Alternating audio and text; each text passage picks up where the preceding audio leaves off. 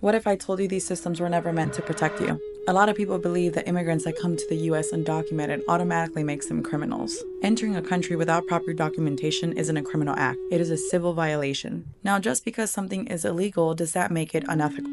During World War II, it was illegal to hide Jewish families from Nazis.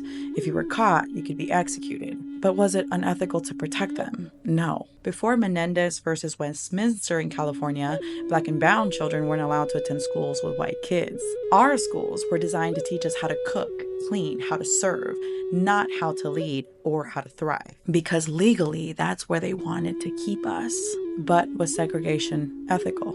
No. So let me ask you, does the law define what is right, or does power define the law?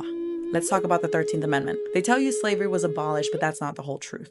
The 13th Amendment says slavery is abolished except as punishment for a crime. That loophole is why mass incarceration exists. It is why prisons are filled with Black and brown bodies working for pennies. And now we're seeing that same system expand. People are criminalized for seeking asylum, for crossing borders, for getting an abortion, a medical procedure that can save your life.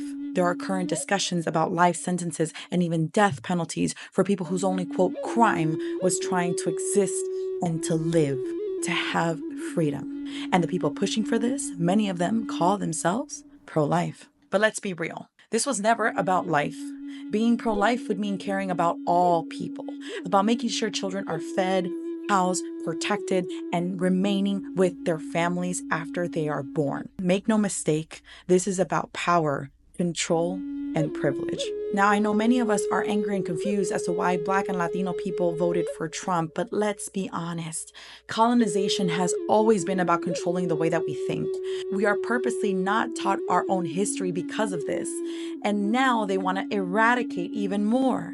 Many of us were raised to believe that a white man's leadership is in our best interest, but history shows us otherwise. The reason we speak English and Spanish, colonization. The reason many of us are Catholic or Christian, colonization. The reason our families are divided by borders and state lines, colonization. We are a product of centuries of conquest, not just over our land, over our language, over our spirituality, but most importantly, over our minds. And the system is working exactly how it was designed, to turn us against our own people while standing beside those who oppress us proudly.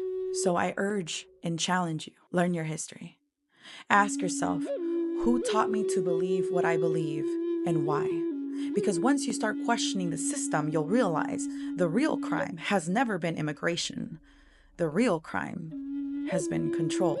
And if you think this will stop at immigrants and abortion, think again. This is about your mothers, your granddaughters, your neighbors, your friends, your pockets, but most importantly, our individual freedom. They are not fighting for equal rights. They are fighting for privilege, and you are helping them. So I ask you, who are these laws really designed to protect? Because history tells us it's not us. Think critically and question everything.